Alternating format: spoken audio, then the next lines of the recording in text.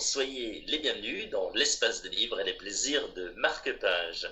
Votre invité quitte son univers granitique de Bretagne pour rejoindre Sciences Po à Paris. Son parcours professionnel l'emmenait à beaucoup voyager. Il est directeur du développement commercial d'une multinationale fournissant du matériel de recherche et d'analyse en laboratoire et bien d'autres choses. Il est l'auteur en 2016 de son premier roman, Le Bigorneau fait la roue aux éditions Anne Carrière. Il s'agit d'Hervé Pouzouli qui vous présente son deuxième roman, L'homme qui voulait aimer sa femme, toujours aux éditions Anne Carrière, qui en profite pour les saluer et les remercier de cette belle découverte. Nous nous sommes régalés. Hervé Pouzouli, bonjour et bienvenue dans la chronique de Guillaume Sautet. Bonjour Guillaume, je suis ravi d'être avec vous aujourd'hui. J'espère que vous allez bien. Je suis ravi et puis j'ai l'impression que c'est pas la première fois que je vous rencontre, mais j'ai toujours autant de plaisir à parler avec vous. Vraiment, j'en suis ravi. Hervé Pouzouli, racontez-nous votre parcours, oui, pour en arriver là où vous en êtes aujourd'hui. Un beau parcours, je dois dire. Ah, écoutez, j'en sais rien, c'est le mien en tous les cas. À la base, j'ai une formation plutôt littéraire. J'ai fait Sciences Po, j'ai fait de la finance à Dauphine, j'ai complété ça avec l'INSEAD, et puis donc j'ai eu une activité très business enfin toute ma vie en réalité. Et puis aujourd'hui, je travaille en effet pour une société américaine. Je gère une partie du business en relation avec le diagnostic pour l'Europe et l'Asie. Voilà, donc c'est pour ça que je suis amené à voyager beaucoup.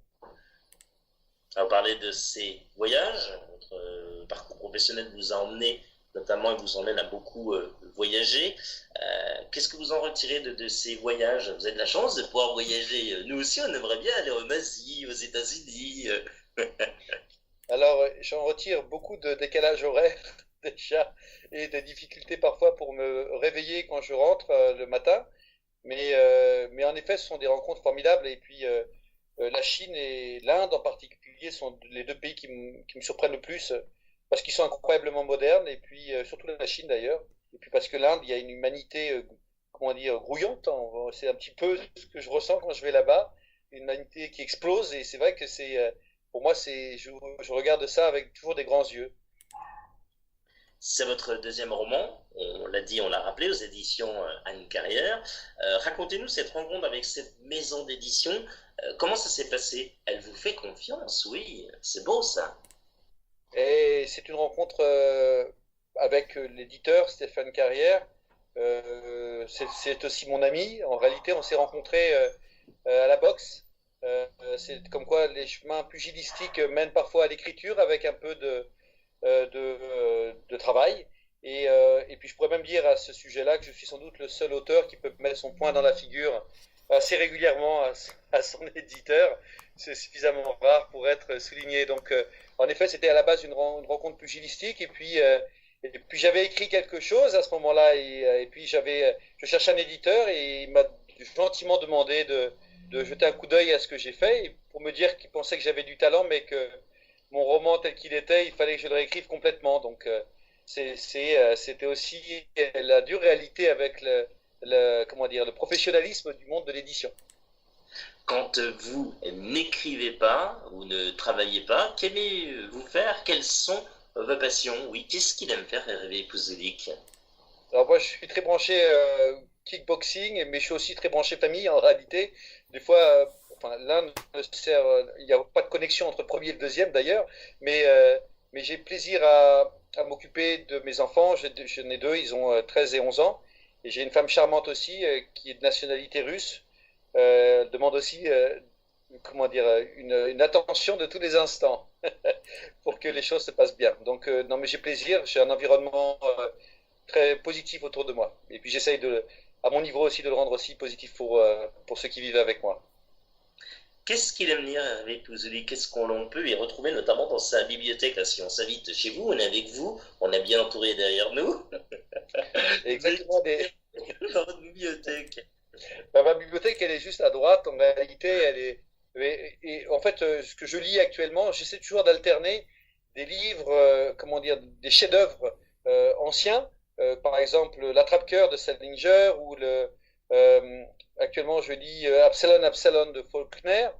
avec des livres qui sont beaucoup plus modernes, comme La Dérobée de Sophie Debert ou Le Triomphe de Thomas Zins de Matthew Young, qui sont, j'allais dire, pour moi, comment dire, une belle alternance entre une écriture classique, et je crois qu'il y a beaucoup à apprendre des classiques, et puis une écriture moderne aussi, de voir aussi ce que mes contemporains font, comment ils exposent leurs sentiments, comment ils mettent en place la mécanique de leur roman, et j'essaie d'alterner les deux. Hervé Pouzic, intéressons-nous cette fois-ci à votre dernier roman, L'homme qui voulait aimer sa femme, aux éditions Anne Carrière. Comment est né en quelque sorte cet ouvrage? Comment vous est venue, oui, cette idée de se dire, allez tiens, ah, cette histoire-là, ça serait bien de l'écrire. Ben, en fait, c'est une belle histoire en réalité. En fait, on écrit beaucoup en se basant sur ses erreurs. J'ai fait dans ma vie beaucoup d'erreurs, et donc j'ai beaucoup de livres à écrire en réalité, mais celui-ci, il est parti de quelque chose d'assez simple. Lorsque j'ai écrit le premier roman qui s'appelle Bigorneau fait la roue, il est vrai que quand j'ai été mordu par le virus de l'écriture, j'étais sévèrement mordu. Quand on est mordu, ça a des conséquences sur son environnement immédiat, sur sa famille en particulier. C'est-à-dire que j'avais quelques absences du coup quand j'étais à table. Et puis ça aurait pu impacter d'ailleurs ma vie familiale, hein, et ça l'a impacté dans une certaine mesure, car l'écriture c'est aussi un passe-temps d'autiste, c'est la vérité, on écrit tout seul.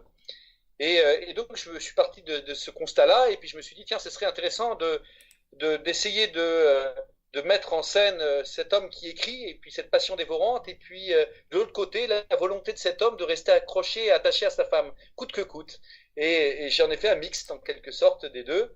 Et mon histoire raconte l'histoire d'un homme qui, après 10 ans de mariage, veut à tout prix rester amoureux et comme il était au premier jour.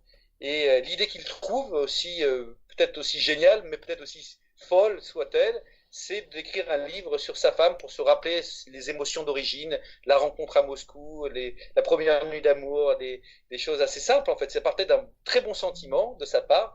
Et en réalité, ça va l'amener, lui et sa famille, bien au-delà de tout ce qu'il aurait pu imaginer, puisque évidemment, il va finir par, lui aussi, être pris par l'écriture et finir par peut-être aimer davantage l'idée de sa femme plus que sa femme elle-même. Comment s'est passé pour le coup la phase d'écriture, voilà, les personnages, le rythme des choses, les chapitres et autres? Alors, oui, alors bizarrement, l'histoire, elle est toujours très claire avant même que je commence. Et donc, j'ai pas un travail de chapitrage particulier. Je me lance et puis après je vois. Et puis, mais je me laisse guider par l'histoire elle-même et puis les choses se mettent en place assez naturellement. Mais au-delà de ça, il y a aussi un travail d'équipe. L'écriture, ce n'est pas un travail euh, si solitaire que ça. En réalité, il y a toute une mécanique derrière tout cela. Et j'ai eu la chance d'avoir un éditeur qui m'a accompagné aussi dans mes tentatives d'écriture sur ce deuxième roman et qui m'a corrigé au fur et à mesure en me disant là ce chapitre il sert à rien, donc j'ai vraiment mis à la poubelle des chapitres et par contre et j'en ai rajouté d'autres. Il m'a fait travailler sur d'autres scènes en particulier qui lui semblaient importantes et que moi je ne voyais pas. Donc voyez tout ça dans une certaine forme de cohérence globale et un travail de reprise aussi, d'écriture mais de reprise et pour arriver à un produit, à l'arrivée à un produit, un livre qui soit de qualité, j'espère, en tous les cas pour les lecteurs. Ben, il est de qualité et le mot que j'ai envie de dire, c'est efficacité. C'est vraiment le mot que je voudrais employer, l'efficacité du livre. C'est court, c'est efficace, c'est bien construit, c'est bien ficelé et on ne fait que tourner les pages. Donc bravo, hein, vraiment Hervé. Ben, Guillaume, je vous remercie infiniment, ça me touche beaucoup. Mais c'est vrai que dans la mécanique elle-même, en réalité, dans le mécanisme d'écriture, ce qui est intéressant, c'est quand vous pensez avoir fini, quand vous avez mis en place toutes vos scènes, eh bien, c'est le moment où, en fait, l'éditeur vous dit, bon, bah écoute, t'es sympa Hervé, maintenant tu reprends ton manuscrit et tu supprimes tout ce que tu peux supprimer, ce qui ne semble pas nécessaire à la dynamique de l'histoire. Et ce qui m'a semblé le plus étonnant, en réalité, dans ce travail-là, c'est un travail de précision, c'est que vous finissez par enlever de 15 à 20% de votre texte sans trop de difficultés en réalité, sans perdre pour autant le charme de la narration, je crois. Et du coup, ça simplifie peut-être aussi l'écriture pour le lecteur, ça la rend peut-être plus efficace, et j'en tire cette conclusion que comment dire, pour faire simple, c'est quand même assez dur, et pour faire court, c'est quand même assez long. Donc voilà, les deux pensées que ce travail de relecture m'amène à considérer. Vous avez une page Facebook, réseaux sociaux, vous êtes beaucoup dessus, on le voit, beaucoup de partage, beaucoup de jeux également, j'ai pu le découvrir. Il y a cet engouement aussi, j'ai vu que ça participait bien, et puis des fans qui sont là, qui vous suivent, et notamment quelqu'un qui m'a demandé de faire passer un message, c'est Angevère Rocheteau qui m'a dit qu'elle a été totalement éblouie par cet ouvrage, captivée, elle a adoré, et elle dit à quand le prochain, à quand le troisième. En tout cas, merci Angevère pour ce retour. Angevère Rocheteau, est-ce qu'il y a quelque chose à voir avec Saint-Étienne? J'imagine que oui, quelque part Oui, je peut-être. pense ça. D'accord. Allez les verts. Allez les Verts. Et non, mais c'est très touchant. Merci de ce retour de lecture. C'est vrai que c'est. Alors le troisième, je l'ai en tête très clairement. Je l'écrirai simplement si le deuxième intéresse les gens. Si ça ne les intéresse pas, ben, je m'arrêterai là, je passerai à autre chose. Et sinon, j'aurai grand plaisir à l'écrire. J'ai le scénario bien clair en tête. J'en ai parlé à l'éditeur. Il a l'air d'être intéressé aussi. Et donc, il y a matière peut-être à l'écrire, mais il faut que ça intéresse les gens simplement. Pouvez-vous nous lire un passage de votre ouvrage pour donner envie aux lecteurs de vous lire et rentrer un petit peu dans le vif du sujet? Alors on vous laisse bien sûr chercher le livre, voilà, on fait le tour en même temps de la maison où on est, voilà, en direct, regardez la bibliothèque de Hervé Pouzouli, qui est une très très belle bibliothèque, il en a parlé, et bien la voilà, elle est magnifique cette bibliothèque, ça donne envie d'aller d'y alors on va recommencer, c'est pas grave, moi aussi je suis fatigué, d'aller y découvrir de beaux ouvrages. Voilà, c'est quand même de beaux ouvrages. On vous écoute, Hervé, pour ce passage, et je crois que vous avez choisi la première page de votre livre. Voilà, alors ce ne sera pas trop long pour ne pas endormir tout le monde au téléphone, enfin au téléphone, du moins par le biais de Facebook et de Skype ici. Donc, alors, j'y vais, je me lance. Vassilissa sautait sur notre canapé. Elle sautait bien les deux pieds à l'horizontale et la tête dans les étoiles. Elle avait commencé à le faire à l'âge de 2 ans sur le lit de sa grand-mère qu'il élevait à Tver, en Russie. Tous les week-ends, sa maman quittait la capitale où elle travaillait pour venir la rejoindre, et Vassilissa était heureuse de la retrouver. Elle n'avait jamais cessé de sauter depuis. Pour moi, c'était nouveau, je ne savais pas m'y prendre. J'étais plutôt du genre à me cogner au plafond ou à transpercer le sommier. J'adorais ce moment où elle m'invitait à la rejoindre. Ses bras s'ouvraient, son sourire s'élargissait, elle me tendait les mains. Son allégresse m'intimidait, mais je me laissais guider. Ensemble, nous étions si légers. Très beau passage, on a envie de découvrir la suite. Pour cela, il faut aller dans vos bonnes librairies, retrouver l'ouvrage, on le rappelle, de Hervé Pouzouli, un très très beau livre. Et c'est donc chez Anne Carrière, il faut le citer et le repréciser. On les remercie vraiment encore infiniment parce que, voilà, sans eux, cette interview n'aurait pu se faire. Quels sont vos projets pour la suite? Vous voulez dire projet éditorial ou projet Oui, en général? professionnel et personnel alors. Bah, écoutez, comment dire, écoutez, je vais essayer de vivre pleinement l'aventure de ce deuxième roman et je vais voir où ça va mener. Et puis évidemment, je vais continuer à faire mon travail par ailleurs, celui qui me fait vivre en réalité, avec aussi beaucoup de professionnalisme et d'engagement. J'aime beaucoup ce que je fais, j'ai la chance d'avoir un métier qui me plaît. Donc je vais essayer d'avancer parce que je crois qu'on peut faire plusieurs choses dans la vie et en parallèle. Et donc je suis heureux d'avoir cette possibilité-là. Hervé Pouzouli, passons tout de suite, si vous le voulez bien, à la Minute Cool. Plutôt Sablé-Breton ou Queen Harmon? Parce que ma grand-mère avait tendance à me servir un Queen Amman le matin quand on était en bord de mer, j'aurais tendance à choisir le Queen Amman.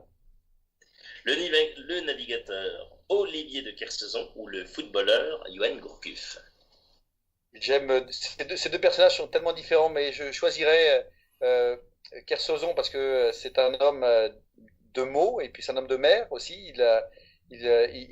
Enfin, je veux dire, ses voyages, sont à l'image de sa pensée. Elle est comment dire, assez large et son livre d'ailleurs sur toutes les mers du monde est assez extraordinaire. Et puis c'est un poète. Donc, et je crois qu'on peut-être, je ne sais pas si on devient poète en voyageant ou si c'est l'inverse, mais en tous les cas, lui, il il réussit toujours à m'embarquer.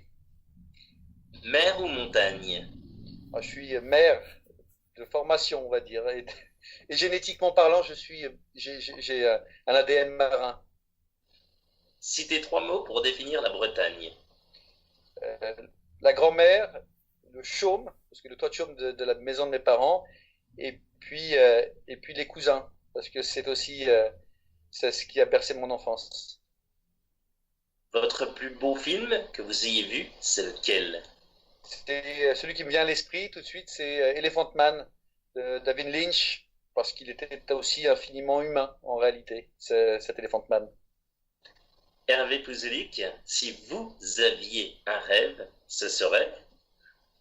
Ce serait d'être Roméo et de me précipiter pour embrasser Juliette sur son balcon. Et c'est d'ailleurs pour ce faire que je me rends ce week-end à Vérone avec ma femme. Ah, excellent. On peut y venir aussi ou non? Écoutez, vous êtes les bienvenus. Vous êtes les bienvenus. J'ai hâte de Ah, découvrir ce fameux balcon.